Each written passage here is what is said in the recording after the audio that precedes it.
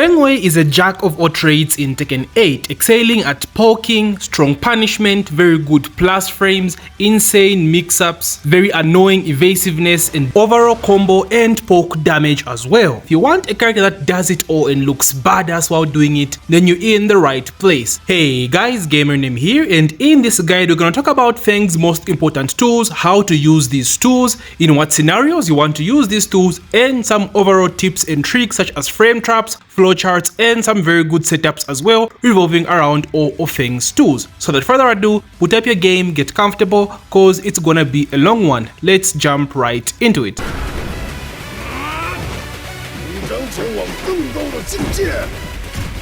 Okay, so first let's start with FENG's down forward 1. Now I don't usually talk about down forward 1s in my guides because down forward 1s are generally used the same across most of the characters in the game, but FENG's down forward 1 is kinda unique. So for starters, it comes out at 14 frames, which is 1 frame slower than the average down forward 1. So you're trading speed for frames. It's also 0 on block, whilst the general down forward 1s are -1 on block. Furthermore, on hit it's +6, whilst most down forward 1s are +4 on block, so you're trading speed for better frames. And on counter hit, I believe it's the only down forward 1 that has some kind of counter hit effect, so this makes it really special, really strong as well. So it's +36 on counter hit, +36, so you get a guaranteed mix up when you land this down forward 1 on counter hit. It is so strong. If you've ever wondered why FENG's jab game feels very strong, it's mostly because of this down forward 1 being 0 on block. So you basically reset the neutral when you land a down forward 1 on block. So like I said, down forward 1s are generally used the same. It's meant as a check to study your opponent. You're reading your opponent. What are they doing after you throw out a down forward 1? You throw a down forward 1 and they're pressing buttons, bait them out with a sidestep, check them with back 1. Back 1 is a 10 frame counter hit knockdown that guarantees shoulder. I will talk about this in the next section of my guide, so please stay tuned, look forward to that. But it's a very good check after down forward 1 because it's 10 frames as fast as a jab, and down forward 1 being 0 on block is resetting the neutral. So if they mash jabs or any buttons after this, throw out the back 1, boom, check them, counter hit, guaranteed shoulder. You can also check them with a back Kempo, right? Create space, are they mashing, boom, get a whiff punish, sidestep as well. So that's the idea on how you use down forward 1s. Basically just use to check them. You land this down forward 1 on hit, now you're +6, right? At +6, they have to block because you can do like down forward 1 again, down forward 1. And remember on counter hit, it does have that knockback, right? So just check them. Down forward 1 on hit, okay, they're respecting me. Now I can go low. Down forward on hit, down 2. Down forward on hit, down back 3. Mess up your timing as well. Down forward 1, sidestep 4. If you're going to more for a more risky option, right? Down forward 1 on hit, sidestep again, maybe running 3. Down forward 1, back 3. It's all about reads. As much as I can give you tips around this, it's generally a down forward 1 and that's how it works. You make your decisions based on what your opponent does after down forward 1. Are they respecting you? Keep going in. Are they mashing buttons? Check them with stuff like back Kempo and back 1 as well. Then on counter hit, this thing is very strong. So at +36, you have a guaranteed mix up, mostly with down forward 3, which is a natural mid launcher, right? Natural safe mid launcher. That's insane. A stupid mid, I'll talk about this later as well, so just keep that in mind. You mostly use the mix up with down forward 3 and down 2. So down 2 is just a good low check, right? And people tend to duck a lot. So with this, you can actually mix it up as well. So you do like down forward 1, if you land the counter hit, you do like a dash up, then sidestep, mix up between sidestep 4, which is a low launcher, but it's launch punishable on block, so be very careful, and down forward 3. That's like the big mix up that FENG players use, and it's very strong after down forward on counter hit because at +36, your opponent is not pressing buttons, bro. +36 is a lot. Just to put things into perspective, a hit engager is +17. So +36, then you mash, hell to the no. Your opponent has to block, they have to guess for their lives, and that's what makes down forward 1 a very strong tool and why FENG's down forward is actually one of the best in the game. So please guys, use your down forward 1s as a FENG player, study your opponent and make decisions based off based off of what they do after your down forward 1. Alright, so earlier I touched on a bit on back 1, but now let's break it down in full. So back 1, like I said, is 10 frames fast as a jab. It's a knockdown on counter that guarantees you a shoulder for some juicy ass damage, although it is minus 12 on block, so it is not safe against characters that are very strong 12 frame punishers like Mishimas. You can't just spam this anymore like you could back in Tekken 7, but still overall this is one of FENG's best moves and you will have to use it. One of the best keep off me moves or get off me moves. So there are certain ways you want to use back 1: offensively with his jabs and down forward 1, defensively basically as a get off me move, right? Back off, bro, shut the fuck up, boom, back 1. And thirdly, in the middle of strings, kind of like a mix up, like, am I going to finish a string? Are you going to mash buttons? I'm going to interrupt you with this back 1, but I'll get into that later. So first, let's start with how you integrate back 1 as frame traps for your jab pressure as well as your down forward 1. So spoke about how down forward 1 is 0 on block, and 1 jabs in Tekken are all +1. So +1 is very good for back 1 because back 1 is, remember again, as fast as a jab, 10 frames fast. So his jab pressure is insane, right? Jab, down forward 1, jab, down forward 1, down forward 1, jab, boom, back 1. Don't press any buttons, right? Down forward 1, boom, back 1. Don't press any buttons. 1 jab, boom, back 1. Don't press any button. So that's the idea, and that's why I'm trying to emphasize on you guys using FENG's jabs, because integrating back 1 to his jab and down forward 1 pressure is what makes his pressure game really annoying to deal with. But it's not just limited to down forward 1 and jabs. You do have some moves that are +1 and 0 on block or on hit, and this is really when you want to implement back 1. Moves that are more plus on block like back 3, running 3, you have better options to use, but moves such as down 4, for example, is another example. This is 0 on block, so just like down forward 1, it's a perfect setup for a FENG back 1. You're gonna trade with the jabs, but you still get the knockdown and you still get the shoulder follow-up. Stuff like quarter circle forward 1+2, his big headbutt is now 0 on block in this game, so another good setup for back 1. At the wall, side step 1+2 is a wall splatting mid, which is only +1 on block. So at the wall, it's a very good mix up with side step 4. We'll talk about that later in the video again. So if you know, like side step 1+2, right, +1. So +1. What's a good move to use? Back 1 for the wall splat option. If they mash buttons, they get countered, you get a wall splat into a full jago. But remember guys, it is unsafe, so you can't spam back 1 every single time, but this is just some case scenarios in how you want to use this move. It is still a very strong move. So secondly, let's talk about using back 1 defensively as a keep out option.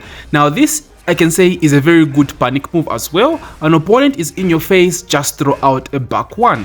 And I did say FENG is a character of many traits. He's a well-built all-around character, so defensively he has stuff like back Kempo, up forward 2. So as good as back 1 is as a panic move, it's not the only thing you have or you're going to be using for defense. FENG has some really good, like ridiculous defensive options. Back 1 is just one of those many tools. So Harang, bro, Harang is in your face, cancelling left flamingo, right flamingo, bro. Back 1, shut that shit up. Back 1, Raven clones in hit, boom boom boom. Back 1, right? Steve has gaps mostly in flicker, back 1 into jabs, right? Boom, back 1, stop the interruptions. Jack gamma stances, right? The gaps, back 1. So that's the idea on using back 1 defensively. Opponent is in your face, shut them right up.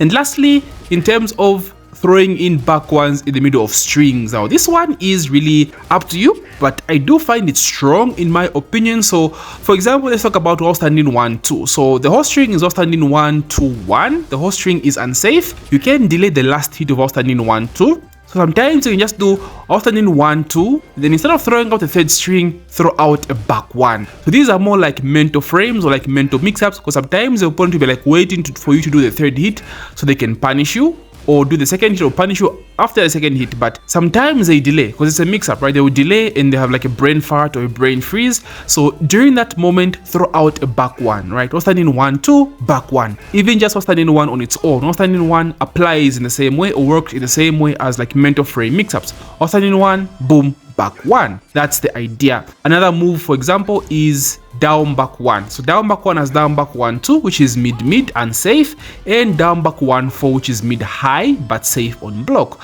So instead of doing this, you can just do down back 1 on its own, then back 1. Down back 1, back 1, right? And down back 1 strings can be delayed as well, so it's a perfect setup for a back 1. Stuff like forward to 1 as well. Forward to 1, a counter hit confirmable mid string. Instead of doing the last hit, which is unsafe, so like forward to 1, then throw out a back 1. They hesitate and the mash buttons they get counter hit. So that's the idea behind using back 1 in the middle of strings as mental mix-ups and stuff like that. So it's very versatile. The fact that it's a 10-frame counter hit knockdown move makes it very strong, very difficult to deal with, but mostly with FENG's jab game, guys, it is so strong. That's the idea on how you want to implement back 1 in your kit as a FENG WEI player. So next we have FENG's back 4, which at first glance just looks very mid. Like, why are you going to use this poke? Just looks like a very basic generic poke that doesn't do much. But guys, FENG's back 4 is actually one of the best pokes in the game free. This poke is so strong, it's ridiculous, and we're gonna break it down. So back 4 comes out at 12 frames, is a safe mid at -9, and the best part about this move is the fact that it actually tracks both sides. It doesn't show that it's a homing move, but it's actually a full-on homing move. And I mean, even against characters such as Lily, because Lily has the best side step in the game and she can get away from stuff that most characters can't. However, even Lily can't get away from back 4. So this is very strong. It's +6 on hit. However, it does have some pushback, so you can't really continue your pressure after that. FENG's down forward 1 is 14 frames, like we said. But back 4 more than makes up for it, right? No other character in this game, I believe, has a 12-frame homing mid. No other character. This is just for FENG, bro. He gets special treatment with this mid. It's -9 on block, but if you can space it correctly, it does have some huge pushback, some really good pushback. And like I said, because of how fast it is, it's difficult to react to it sometimes, so opponents tend to brain freeze a lot after back 4. If you learn how to space back 4 on block, you can actually steal your turn back. So let's look at this scenario. For example, I do back 4 at like the perfect range in which I space it. If the opponent tries to jab and I jab as well, their first jab will whiff and I beat them instead, despite being -9. So even like a back 1 can beat their jab and you can get the follow-up afterwards on counter hit, of course, down forward 1 as well. So you can do like so much out of this back 4 if you space it correctly. Stuff like back 4 into up back 2, of course the built-in evasiveness, back 4 into back Kempo, right? Since it's -9, they are programmed to like steal their turn back, because -9 you're advised to block because you don't have enough frame data to do anything afterwards. But if you space it correctly, create that space and add back Kempo as well, oh my god, almost everything they throw out after this we whiff. Right, so now, despite being -9, it's like you still have your turn because of the spacing that back 4 has. So this move is so good, guys. I'm sure you've seen FENG players just spam back 4, right? Dash up back 4 again. So you're like, but the move is -9, why are they throwing out 2 back 4s in the rows? This is why. The spacing matters most. This has to be like FENG WEI's highest level mid in terms of usage, right? You're supposed to know exactly at what range you're throwing this mid out. If it's close to your opponent, it will leave you at -9 and you can't do much afterwards. Space it correctly, you get that pushback and you technically steal your turn in a sense, right? So that's how back 4 works, and that's why it's so strong. Now I did say on hit it is +6, but of the pushback you can't really continue your pressure afterwards, right? You can't have like strong frame traps or strong setups from this. If you do land back 4 on hit and you want to keep attacking, some moves I can advise are long range moves. So like forward 2, for example, a very good hit engager.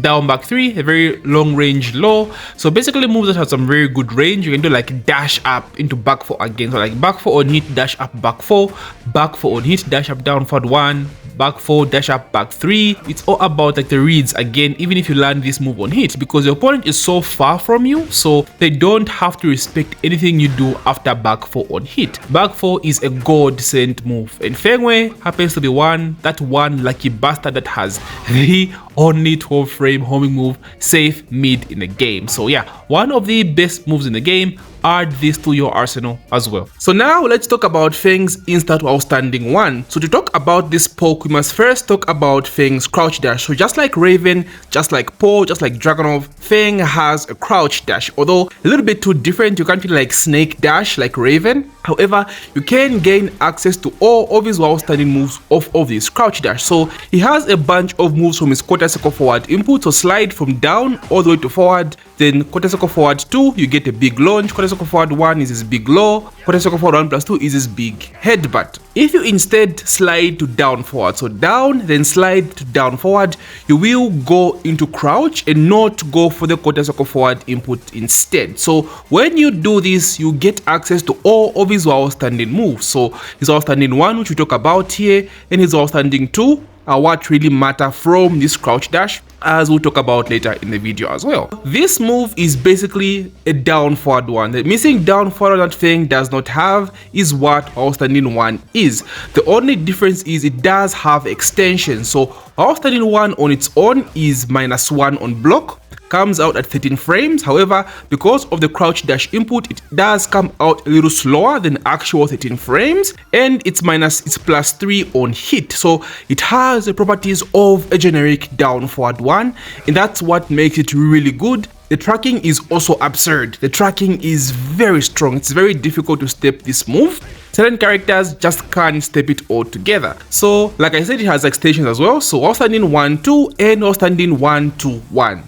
Outstanding 1, 2 is -12. Outstanding 1 to 1 is -14. However, you can delay the last hit, so it opens up some really good mind games, as we discussed earlier, like throwing out a back one after outstanding 1, 2. So you have layers on layers upon mix-ups, and it's just so hard to deal with this. When Feng starts doing this outstanding 1 bullshit, it's just so difficult to deal with. So outstanding 1 on its own, I won't talk about this much because, like I said, guys, it's basically a down forward one. So everything I said about Feng's down forward one also applies to outstanding 1 on its own. You make decisions based on what your opponent does after outstanding 1. But the only difference is of the extension. So every time you do outstanding 1, most of the times your opponent will expect you to throw out the other part of the string, so like outstanding 1, 2, right? So you do have those mental mix-ups or those mental frames, so you can do stuff like outstanding 1, then do other stuff. So outstanding 1, do up forward 2. They throw out stuff late, they get hit because of the evasiveness of up forward 2, as we'll talk about in the video as well later on, guys. You can do outstanding 1 into back 1. Remember those mind games or the mental frames? They expect you to press buttons after, or they delay, or they have a brain freeze, they press buttons late, they get hit by a back 1. They start respecting you. That means your outstanding 1, 2 now stays safe because it's -12. So sometimes they won't punish you because there's a third hit first of all, and sometimes they just have a brain freeze. So you can repeat the same thing as you would the normal outstanding 1 on its own. So like outstanding 1, 2 into follow up back 1, right? They have a brain freeze, brain fart, they press buttons late, they get hit. That even gives you Leo to now start going low, right? Outstanding 1, go low. Outstanding 1, 2, go low. No punish, okay, go low. Throw out a down back 3, they get counted because they're expecting the third hit, but they realized, okay, this Feng player did not throw out the third hit. Let me try and jab real quick. Boom, but it was too late. They get hit by a down back 3, they get hit by a back 1. So that's the idea behind the man games of instant outstanding 1. And the range as well for this thing is pretty strong. It covers so much space. I think it has to be like Feng's best mid in terms of getting into the opponent. If you want to just get in and impose some mix-ups, and instant outstanding 1 is that move for you. Now I will say there is no exception as a Feng player. You must learn how to do this instant outstanding 1. It's just so strong of a poke, one of Feng's best pokes. The strengths that this move comes with cannot be overlooked, and I think you really have to master this, guys. Feng players, please, no exception, master your outstanding 1s immediately, like right freaking now. It's also strong at the warp because the last hit of outstanding 1 to 1 actually was plats on counter hit. So imposing these mix-ups at the wall is very scary. It's very scary as against Feng, right? Because, okay, you think he does outstanding 1, 2, which is -12, so you want to punish it. But he delays the last hit, throws out the entire string, then they get was plat, right? Full combo. That's GG's, right? So at the wall, it's very strong as well, as good as mid-screen. The layers of mix-ups that this string has, the mental mix-ups, the mental frames are just too good. Outstanding 1 on its own, just difficult to deal with. Throw in the follow-up, outstanding 1 1, 2. Then he has another follow-up again. So it's all about mind games, guys. What is the opponent doing? Are they punishing after starting 1, 2? If they're punishing the first 2 hits, start throwing out a third hit. If they start respecting the first 2 hits, now use that as a way to get in again on your opponent. One thing I almost forgot to mention is that FENG also has a low from full crouch. So full crouch down forward for 1, which is a low high. We'll talk about this low in the low section, so please look forward to that. But since FENG has this from crouch as well, you can access this from crouch dash, mind you, as well. So people tend to duck as well because this is one of FENG's best lows. So now a FENG is crouch dashing in your face and you duck, right? So it's just another bonus to having this layer of mix-up. So now it's a mix-up between crouch dash mid in this particular low, and when you land the mid, you now have other layers of mix-ups as well. So it just makes the whole thing very scary, very annoying to deal with. While starting 1, guys, again, no exception. You have to implement this in your playstyle. So another reason you want to learn how to crouch dash is because of while standing 2. So this is a safe mid that launches on counter hit, gives you an instant screw on counter hit. And if there's one weakness I have to point out with FENG is that he lacks counter hit launchers from like mids, right? He does have a few lows that launch on counter hit, but for mids, this might be the only one if I'm not mistaken. So that's why you really want to learn how to crouch dash, because of this move as well. So on block, it's -7. You can't do that much afterwards. You can't even back Kempo or sidestep with like up forward 2. The best thing you can do after standing 2 is block, right? But in some scenarios, of course, depending on the reads, you can press buttons afterwards, like standing 2 into back 1, right? Because you know, people tend to know, like if something is -9 on block or like -7, -8, they do moves that would put you more into plus frames, right? Because they know, okay, this guy won't press buttons after being -9. So let me do this huge ass move, slow ass move that puts him in plus. So at times like that, you want to disrespect him. So in that case, or in cases like that, you can throw out back ones, just jab afterwards. But ideally, you just want to block. You can throw out shifting clouds. I think it's the only parry that works after outstanding 2. So outstanding 2 on block into shifting clouds is a good setup for like jab punish. I'll talk about shifting clouds later in the video, so I got you, don't worry. But on hit is where this move shines. This move is +21. +21 is a lot. The opponent just has to eat whatever comes next. The most common thing FENG players have to do is back 3. Outstanding 2 on hit into back 3, because they aren't going anywhere with that many plus frames. Just use it to get in, right? Outstanding 2 on hit into forward 2 is a very good frame trap as well. Forward 2, of course, nice safe mid that takes you into hit, nice safe mid check. Running 3 is another good mid check. If they know they can't press buttons afterwards, then you start going low. Outstanding 2 on hit into down back 3, dash up down 2, stuff like that. Corner forward 1, shoulder. Now it is a it is a counter hit launcher, like I said, but it comes from crouch. And FENG does not really have that many moves that put him into crouch.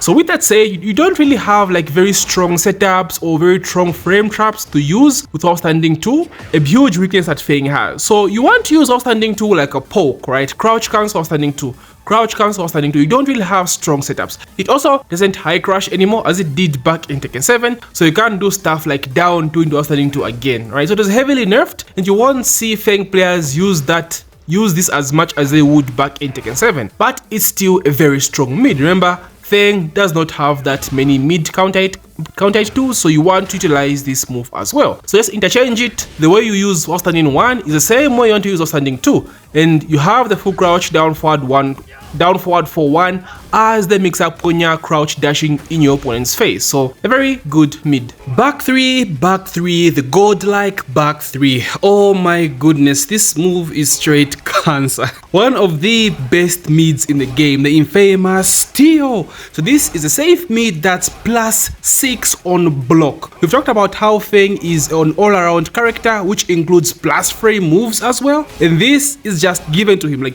they just gave it to FENG, bro. +6 knee mid. Dragonos running 2 is +4, right? Put that into, just think about that for a minute. Dragonos running 2 is +4 on block. This is +6.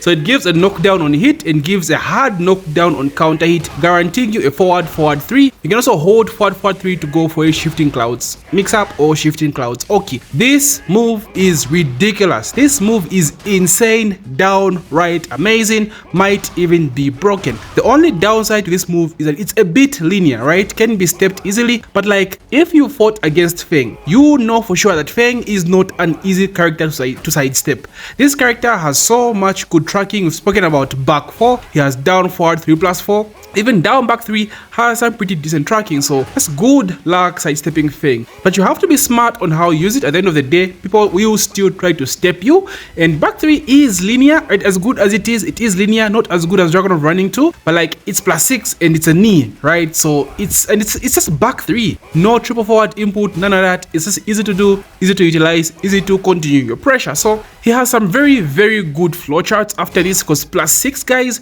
you can do a lot from +6. Back 3 into down forward 1 is a classic check. Remember, down forward 1 does have an effect on counter hit, the knockback, giving you even more plus frame. So just the back 3 to down forward 1 is a good pressuring flowchart, because down forward 1 again is 0 on block, so you still get to continue your pressure afterwards. Like, his offense just keeps going. That's the thing with FENG, he can just keep his offense going, right? Down back 3, back 3, down back 3, back 3, down forward 1, jabs, down forward 1, jabs, back 3, back 3.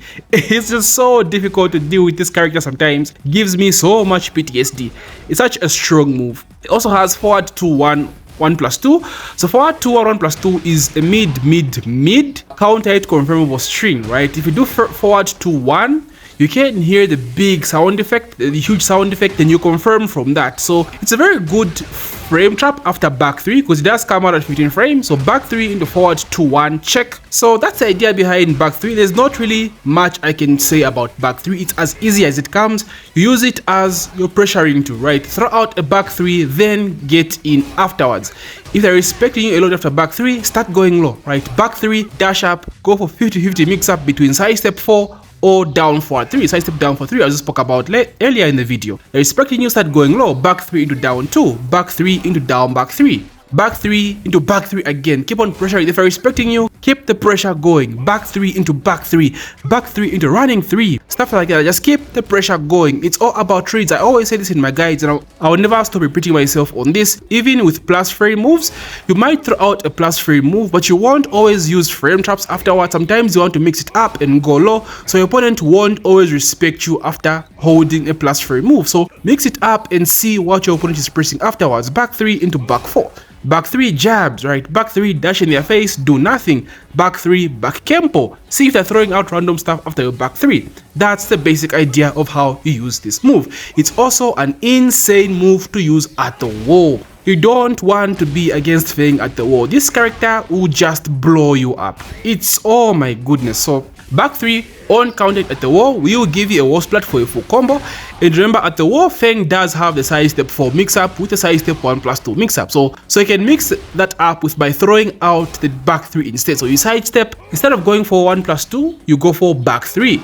So instead, you get to keep your plus frame. You can mix that up and just continue your pressure at the wall. It's just so hard to deal with, and like, good luck. Anyone facing FENG, good luck. Okay, next up is the classic up forward 2. We've spoken about how FENG is also very good when it comes to evasion, and up forward 2 is a perfect example of that. So it's an evasive mid that has a built-in sidestep, basically the exact same way Jin's up forward 2 works. FENG is a little bit better if you ask me. I think it's more evasive than Jin actually at -10, but honestly you won't find yourself getting punished that much for throwing out this mid, because it does have some pushback most of the time. So it's actually very good, because sometimes you can bait out your opponent. So you do like an up forward 2 and they block it. If you see that you have some pushback on them, just duck and bait out their punish. So they try to punish you, duck, then punish them instead. It has that going for it. It's +2 on hit, but you won't really get to continue your offense because it does have some pushback, and it gives a knockdown on counter. It can give you a shoulder at the wall. You can dash up into down for shoulder, but the pickup is very difficult at mid screen. So this is going to be a very good defensive tool, and you can use it offensively as well. So defensively, I'm going to say this, right? Sidestep will always be better than built-in evasive tools, but having such a tool is just a bonus on top of your already known movement. So for FENG, he can use this to evade a lot of stuff, right? A lot of stuff. You are negative, up forward to panic move. Dragon of Running 2. Well, if you're panicking with FENG, up forward 2 is that option for you. Down to Dragon of, you're panicking, up forward 2, stuff like that. Even like FENG back 3, you can up forward 2 as well, but you won't be able to use up forward 2 at like -9, right? You will still get hit. So be very careful. You can just spam it any single time. I think somewhere +6, +7 is when you can actually use up forward 2. That's when you're at -6 or -7, or you're holding +7 or +6. And this is what a lot of FENG players struggle with, right? FENG has quite a number of defensive tools. We've spoken about back 1. He has back Kempo, he has up forward 2, and sidestep as well. So FENG players tend to struggle on which defensive tool to use in what particular situation. Up forward 2, in my opinion, is used mostly as a panic move when you're being defensive, right? You're not sure what to do defensively, up forward 2 is there for you. But you can do stuff offensively as well. Let's say you throw out a down 2. Down 2 is only +1 on hit, like we spoke about earlier. So you can't really do much because it also leaves you in crouch. You don't have that many options. Your opponent knows this, right? And a down forward 1 from them will beat out like a all standing 4 from you. You can do down 2 into up forward 2. So this will beat their down forward 1 option. So stuff like that. So the idea is to throw something out, then bait them with an up forward 2, follow up afterwards with the evasiveness just to catch them off guard. Like down 4 again is another example. Down 4 into up forward 2, all standing 1 into up forward 2, just off the head. So that's basically how you use down forward 2, guys. Mostly as a defensive move, mostly as a panic move. It's also linear, by the way. This is something most pro players look for against FENG, so be very careful. Next, we have another classic quarter circle forward 1+2, the classic FENG headbutt, another tool to use to initiate your offense. So this move is 0 on block and has some really decent pushback, so it's very good for setting up frame traps and just with punishment and all that jazz. It's +7 on hit, so again very good. +7 is amazing. Remember, back 3 is +6 on block, so this is +7 on hit. Very, very strong. And we spoke about how FENG lacks a lot of counter hit tools or counter hit launchers. Quarter circle forward 1+2 gives him +13 on hit, giving him a guaranteed shoulder that can take you into hit. So pretty good too overall. You can afford to not use this because you have back 3 at the end of the day. Back 3 will be better than quarter circle forward 1+2, but it's still a very good tool either way. So let's talk about it on block first. So like I said, 0 on block is good to follow up with jabs afterwards. It leaves them crouching as well, so the best option they have is while standing 4. From crouch it comes out at 11 frames, slower than jabs. So jabs will beat this option unless they decide to go low or like do like an invasive sidestep and stuff like that. So it's a very good option after the headbutt. Back 1 as well is a good setup for this. We spoke about it previously in the back 1 section, so very good setup for it as well. And because of the pushback, it's very good to create some whiff opportunities. So like quarter circle forward 1+2 into back Kempo, quarter circle forward 1+2 into up forward 2. We just spoke about the evasiveness, right? So it's very versatile, a very, very versatile tool. And then on hit at +7. So everything you do after back 3 on block can work after quarter circle forward 1+2 on hit as well. So follow up down forward 1, follow up forward 2 1, follow up, even follow up 3 3 works after this on hit. And I won't repeat myself, guys, because you can apply what I said about back 3 on block with quarter circle forward 1+2 on hit. It practically does, you practically use it in the same sense for pressure and all that jazz. But what I love mostly about quarter circle forward 1+2 is that it comes out from a quarter circle forward input. And we spoke about crouch dash earlier. FENG has a full crouch down forward 1-4, so you can use that as a mix-up for the quarter circle forward 1+2. You catch people ducking a lot with this move because of that low, so it's very good to use as a mix-up as well. Very, very versatile. Again, used to initiate your offense, used to initiate your pressure, just like back 3. 3-3-4 is a mid low string that can be used for poking and just overall mix-ups as well. So the 3-3 on its own is safe on block at -9.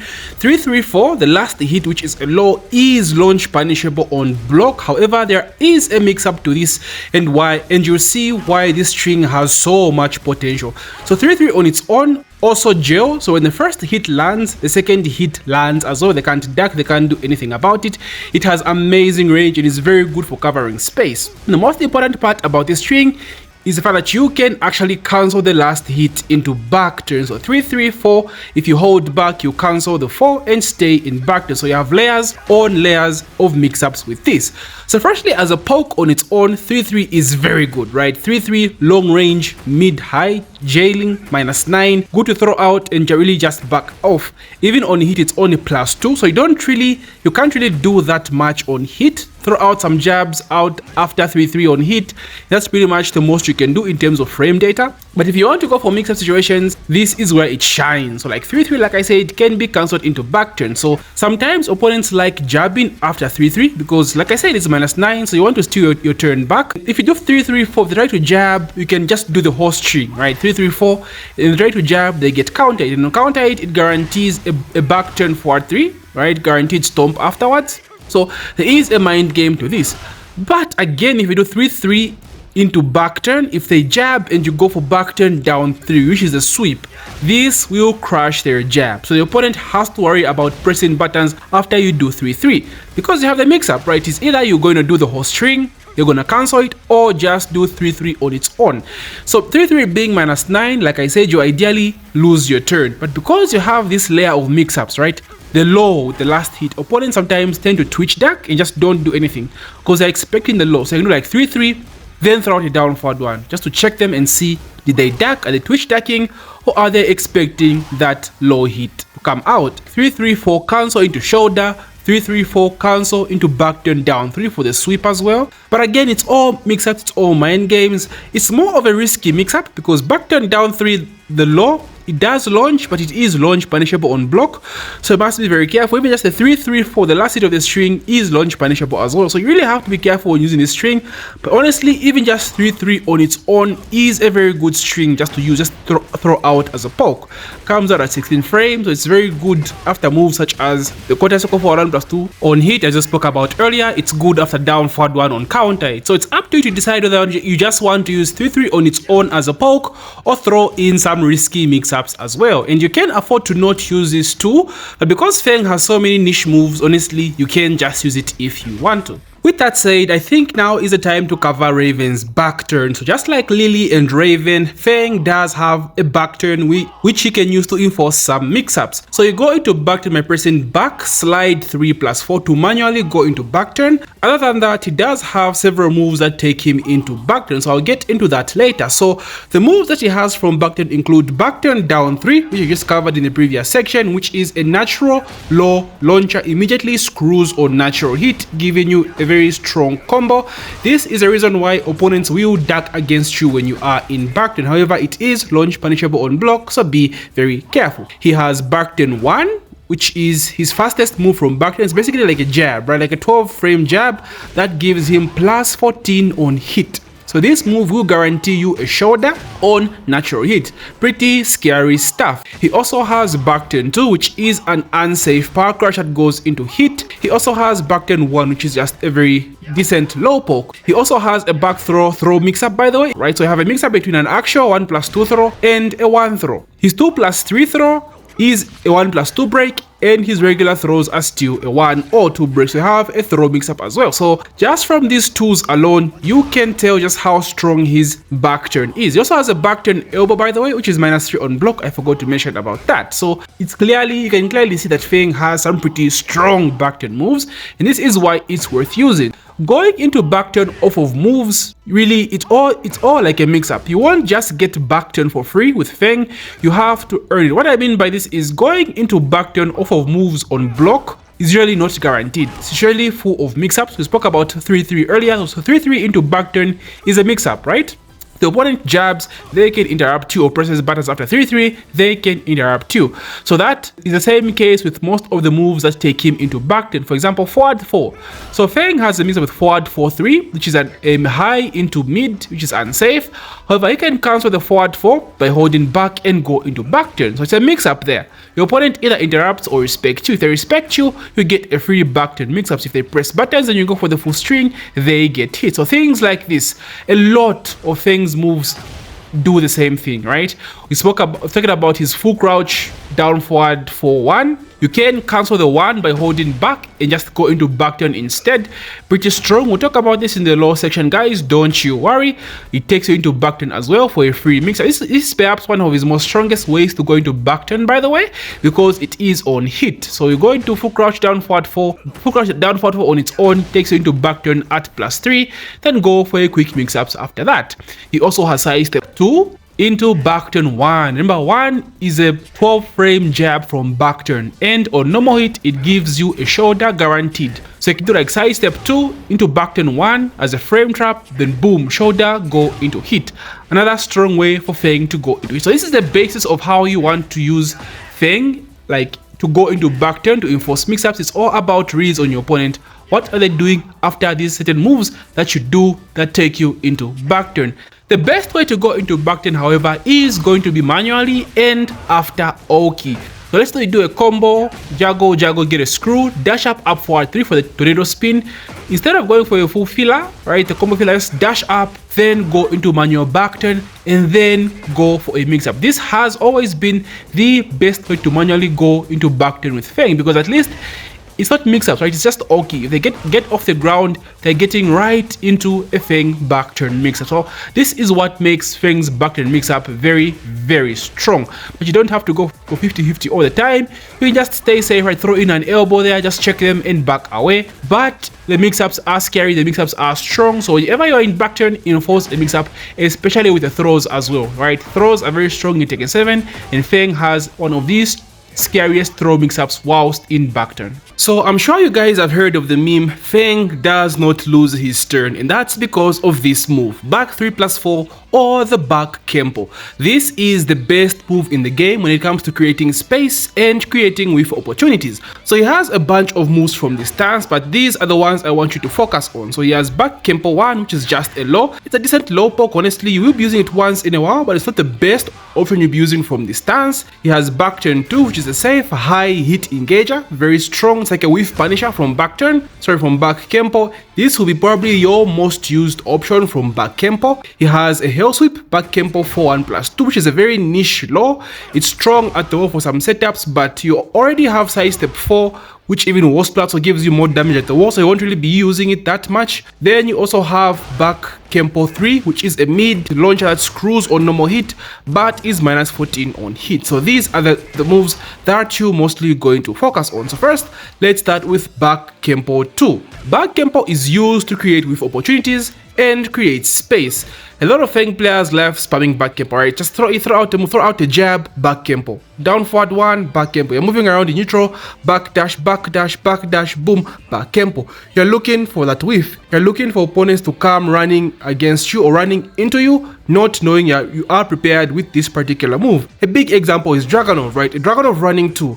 Dragunovs think twice about choosing running 2 aimlessly against FENG, because FENG can create a whiff and completely make that running 2 just whiff and get a clean punish off of it. So with back Kempo 2, this is going to be your go-to whiff punish, or at least your most used whiff punish. The only problem is it's a high. So most of the times when characters or opponents go mid, back Kempo 2 will whiff, right? So in those scenarios, you want to go for like a back Kempo 1 or back Kempo 3 if you have enough recovery time. We'll talk about that later, but back Kempo 2 is like your go-to with punisher. Boom, create an opportunity, create a whiff opportunity, back Kempo 2. If they throw something fast like jabs or like a down forward 1, this will be your go-to with punisher. Then back Kempo 3, like I said earlier, it depends on what move they do. When you do a back Kempo, you want moves that will recover, that will take a long time to recover on whiff. For example, Dragunov running 2, or a Jin forward 2, a Jin forward 4. If you get a back Kempo off of some of these moves, they recover forever. So you have enough time to get a punish with the back Kempo 3. This is your big whiff punisher with your back Kempo. And last is back Kempo 1, the low poke, like I said. Now for this one, it's just a low poke. Sometimes you're not sure whether to go for the high or the mid. You aren't really sure, just go for the low as a poke. It's -13, so not that risky anyway, and it does pretty good damage, has pretty decent frames. It's just a go-to low poke, but for the most part, back Kempo 2 and back Kempo 3 are the tools you're going to be using for creating with opportunities. So with back Kempo, you can just use it in neutral. Normally, you're moving around, you're throwing out a back Kempo. That's a basic way to use it, or create some baits or some with opportunities. So like an easy down forward 1 into back Kempo and see what they do afterwards, right? Or standing 1, back Kempo, see what they do, react off of that. But even back 3, even plus moves that are plus on block, like a back 3 for example. You do back 3, sometimes opponents like mashing for their lives, right? So do back 3, bait out a hit burst, right? Back Kempo, punish that hit burst, stuff like that. Honestly, you have no excuse to not using back Kempo. This move also has some amazing whiff recovery, similar to Jin's Parry. You can just throw it out in the open without worrying about being punished. It's just that good. Self-explanatory, not too complicated, a very easy tool to use. So guys, implement your back Kempo if you are not using it already. And next we have his shifting cloud stance. So this is basically the opposite of his back Kempo. Instead of moving backwards, he goes forward. And just like back Kempo, he has a bunch of moves from this. So it's a stance, but what I want to talk about is not the moves that come out of his stance, but the parry that comes from this stance. So this is a 2-hit parry. It parries highs and mids, and the parry is a launcher only if it absorbs 2 hits. So this is very strong. This is very underrated in my opinion. I don't see that many FENG players actually use shifting clouds, but I think it's OP, or I think it's strong, and this is why I'm adding it to the list. It is amazing just for throwing out. Like, I do feel it does have some recovery just like back 3+4, so you won't really get punished that much for throwing out shifting clouds. FENG has some moves that you can do from shifting clouds. So he has shifting clouds 2, which is a high check, basically just like a jab check, right? He has shifting clouds 1, which is a mid power crush that's launch punishable on block. Very, very risky. He has shifting clouds 4, which is a very decent low, does a pretty good damage, leaves you at +3. Then he has shifting clouds 1+2, some huge hitting mid, which is safe on block at -9. So you basically have a mix up between shifting clouds 4, which is the low, and shifting clouds 1+2.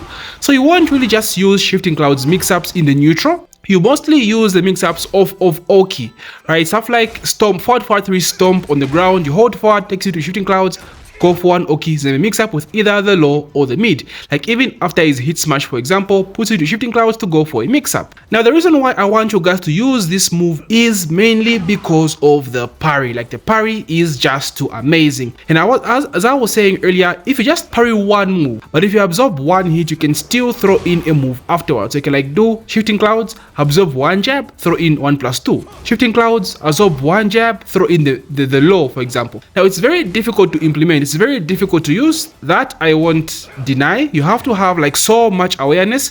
You have to know whether you've parried both hits or you've parried 1 hit. But most of the times when you parry both hits, you just get the combo anyway. Everything is done automatically for you. So you mostly have to be on the lookout of when you parry just the 1 hit. So this is very strong. The only thing it can't parry are elbows, knees, grabs, and throws, right? Rage arts as well. But overall, you want to do this against characters that spam a lot of strings. Characters like Steve, right? Jabs them 1, 2, 3, 4, 1, 2, 3, 4. Throw in shifting clouds, boom, easy parry, easy launcher. Leroy has a bunch of strings as well. Dragon of jabs, you know, that's the idea behind the use of shifting clouds. Like I said, very underrated. People might say very niche. It is risky though, I will tell you this, because you are stuck there flipping your arms, right? Flapping your arms all over the place. So you gotta be very careful, but I think it's strong, very, very underrated. You can bait out stuff like just down forward 1 into shifting clouds, like see what they do, right? Are they mashing buttons a lot after down forward 1? Shifting clouds is a very good option. Or standing 2 into shifting clouds, spoke about this earlier. Standing 2 is a mid counter hit launcher, so it's -7. You can't do much afterwards, but shifting clouds is a decent option if they are spamming a lot of jabs or strings afterwards. Or standing 1 into shifting clouds, even down 4. Down 4, a very strong setup for back 1. 0 on block, so down 4 into shifting clouds, see if they're mashing any buttons. That's the idea. It's a parry basically. So these are just some setups or ideas that you can use to bait out the jabs. You want them to throw out 2 jabs, right? So these are like the best case scenarios in which you want to throw out the shifting clouds parry. Now let's get into his godlike lows, starting with his full crouch down forward for 1, which I've touched upon regularly in this video. So this move is a low high +6 on hit. That is amazing. +6, sheesh, for a low, that's awesome. That's really, really awesome. But being a high low, it is of course launch punishable on block. But the good thing about this low, like I explained earlier, you can cancel the first hit into back turn. So full crouch down forward 4 on its own takes you into back turn. So if you immediately cancel the back turn, it's actually only -14 on block. So now you have a mix-up on whether you can do the whole string or cancel the 4 on its own, throwing your opponent off. Sometimes they'll miss punishers, throwing out 15 frame punishers when you're instead going to backturn and cancel and stay safer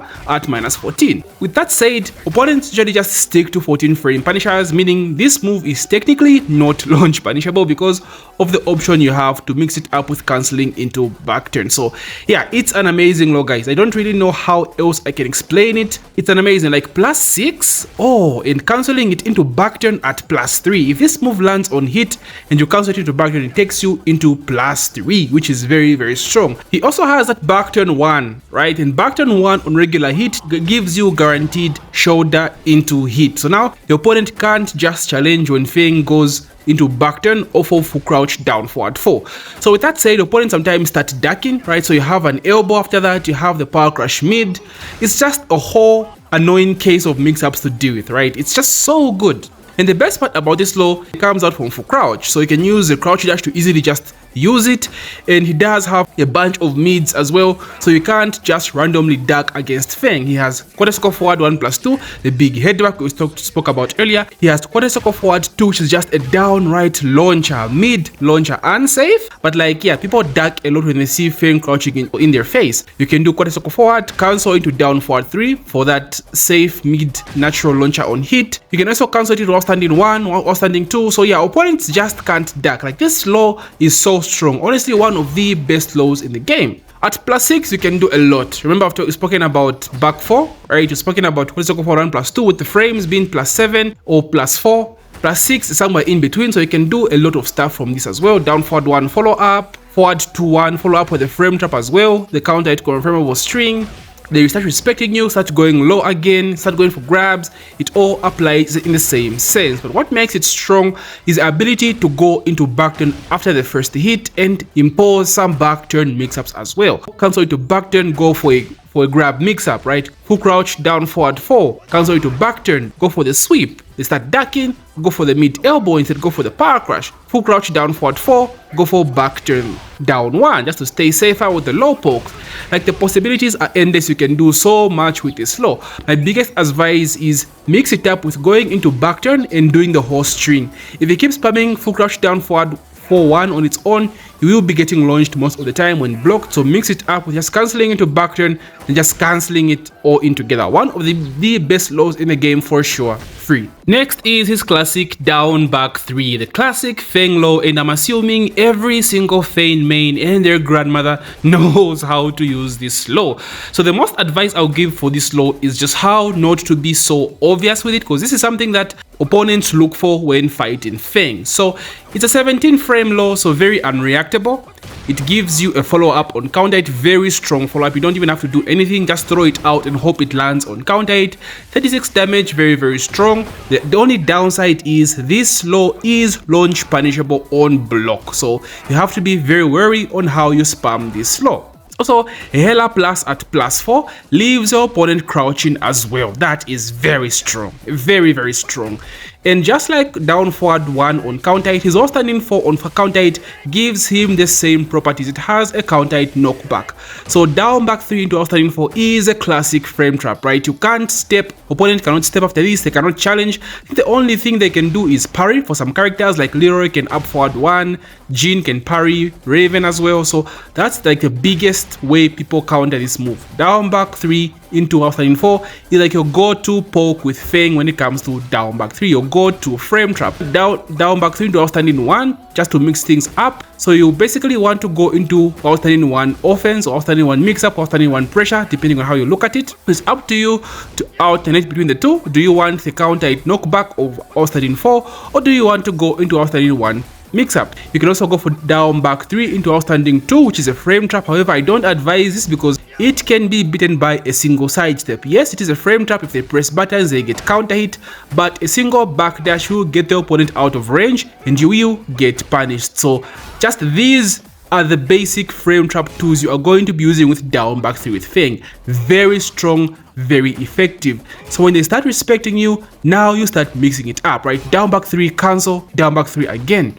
down back 3, cancel into back 3, more plus frames, down back 3 into running 3. Basically mind games based off of the reads that you make on your opponent. What are they doing after you throw out down back 3? Your opponents won't always respect your down back 3, because if you always keep respecting plus frames in Tekken, you always lose. You don't have to respect plus frames, so there will be times when opponents disrespect you, right? Random hop kick, random power crash, random hit burst. So it all depends on the reads that you make, and sometimes you just might make the wrong read or the wrong guess. It does happen. So this is a go-to low.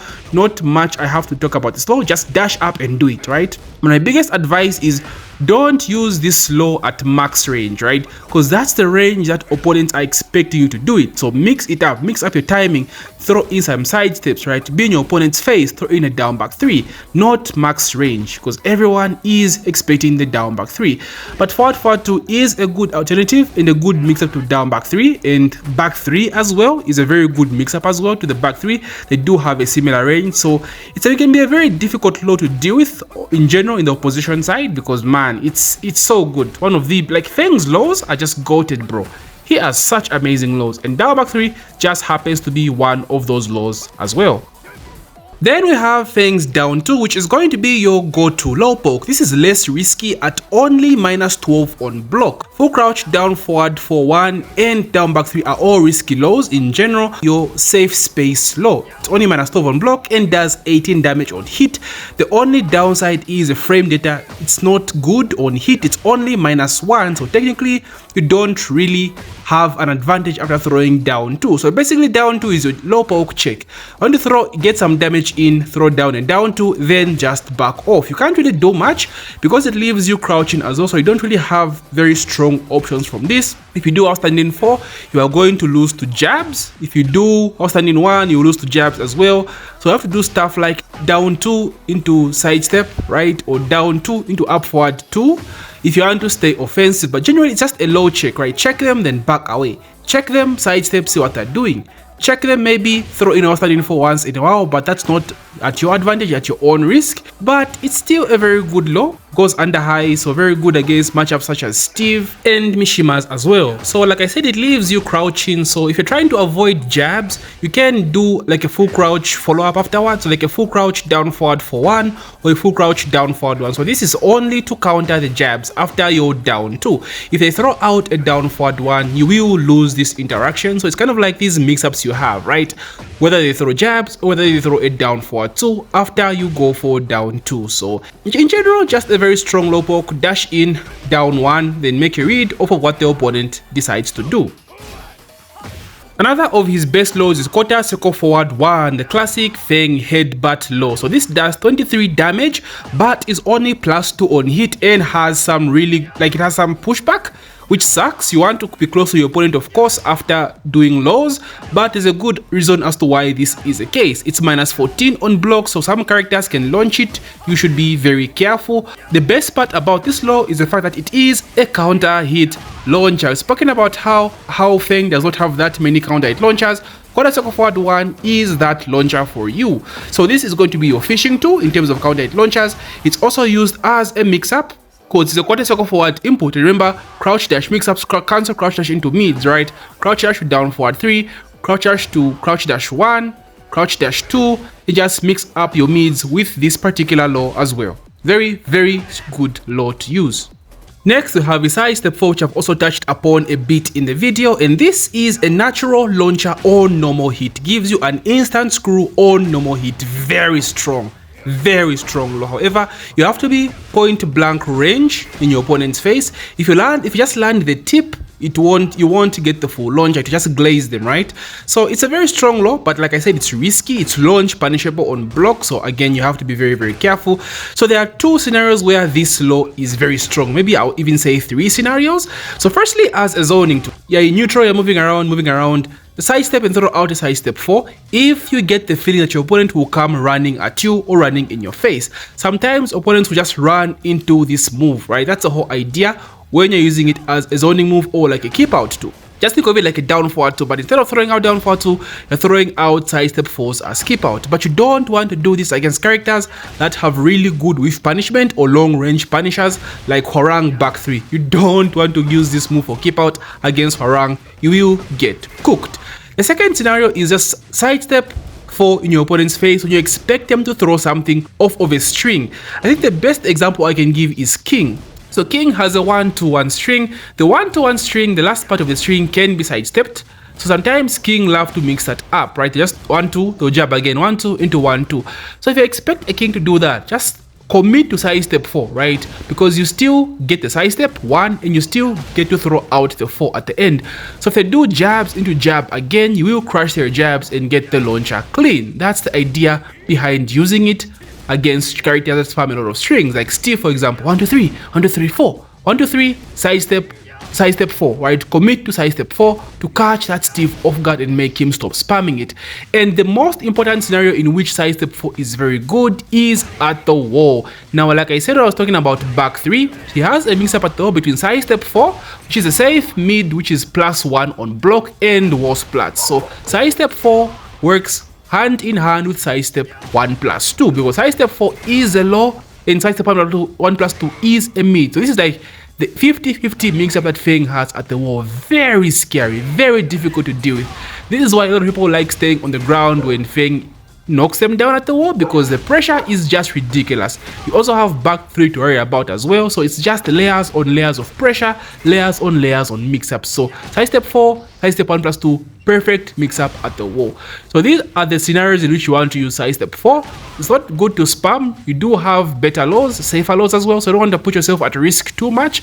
But at the wall, it's a beast, and you really want to utilize this mostly there. Lastly, let's talk about FENG's hit. FENG has the better hit mechanics in the game. It's very effective, very efficient, very effective. So there are 3 main things that happen when FENG is in hit. Firstly, his back 1 becomes safe. This is insanely strong. It becomes safe at -8 and has some really good pushback. However, it does take up a chunk of his hit, so you have to be very particular on where you want to use this back 1. He has quite a number of frame traps. We're speaking about the back 1 section, right? So everything I've said about the back 1 section applies to when FENG is in hit as well, especially at the wall. You want this at the wall because it's a natural wall splat. It gives you the counter hit effect. By the way, sorry about that, gives you the counter hit effect on normal hit. You get a knockdown into guaranteed shoulder. So yeah, it is very strong, very strong to deal with. If FENG is in hit, you can't be aggressive against this character because of this. With his evasive options as well, his other defensive tools, back Kempo, then you have back 1 on top of that. Oh my days, he is so good, such a strong character. But perhaps the best setup you can do with back 1 is up forward 1. So if your opponent ducks up forward 1, then you hit them with up forward 1, you get a guaranteed back 1. So it's +12 on hit when the opponent ducks, so you can get a guaranteed back 1 into a guaranteed shoulder. So this is especially strong to use after a crouch dash mix up or like a full crouch. So crouch dash in their face as if you're trying to go low, then do the mid instead, right? Up forward 1. Crouch dash cancel into up forward 1. If they duck, back 1 guaranteed into shoulder. That's like the go-to mix up with FENG when he is in hit at the wall, especially because you do get that wall splat. Very strong. I can't emphasize this enough. You try to implement this mix up as much as you can at the wall. Secondly, his forward 1+2 becomes a guard break, so you do get 10 frames after forward 1+2, which again goes back to the wall and again goes back to his hit back 1, because back 1 is what? 10 frames fast. So guard break, forward 1+2, guaranteed back 1 at the wall into wall splat juggle into big boy damage. It is very slow though, and your opponent expects this a lot, so you should be very wary. You can get hop kicked, they can like hit burst and do other stuff, so you have to mix it up pretty well to get that, to pull that off. It also takes up some chunk of his hit gauge, just like back 1, so you have to be very specific on when you want to use this move. Pretty strong as well. So like I said, very effective, very efficient. His mix-up game becomes hella scary. And lastly, he does get this 3+4 flip, which gives you instant back turn mix-up. It puts you at a hella plus. You get a guaranteed mix-up between the power crush, mid, or the down 3 sweep. So they have to get, this is a complete 50-50, you have to guess. But you're not going to see a lot of FENG players use this, especially at high level. Well, that's because this flip goes airborne and you can stuff it, right? Like jabs can float it and you can be punished, they can get a combo off of it. So You won't really see that being used very well, but with the right spacing, you can implement it. And honestly, I do feel like his other options are way stronger compared to the flip, especially at the wall. You won't get that much mileage just going into back turn, going for a 50-50 mix-up, when instead you can go for a guard break that has wall splat potential, right? But I'm not saying it's useless. You can still use it, especially when you're running out of hit, right? You can go for like the backflip into 2, power crush mid, hit burst into like a shoulder follow-up. So yeah, it is very strong. Like I said, his hit is very efficient, very effective. It all depends on what you really want to do with it. But in my opinion, it's very strong at the wall, with back 1 being a natural wall splat, natural knockdown being safe, and forward 4+2 being that overpowered guard break, bro. It is so toxic dealing with FENG at the wall. Just an insane character. Very, very strong. So optimize his hit, guys. Very, very strong hit. So there you have it, guys, a complete look at FENG's most important tools and just some overall offense and tips around all of their tools. So if you enjoyed my guys, please consider liking, subscribing, and checking out the rest of my content. I'll be covering more FENG content going forward, so you do not wanna miss that. So thank you so much again for watching till this far. It means a lot to your boy. So GG my boys, and may the frame data be ever in your favor. GG.